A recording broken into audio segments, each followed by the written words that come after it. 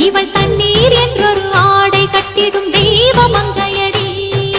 தையம் தீயம் தக்கு சீயம் தக்கு தையம் தீயம் தக்கு சீயம் தக்கு தையம் தீயம் தக்கு சீயம் தக்கு தையம் தீயம் தக்கு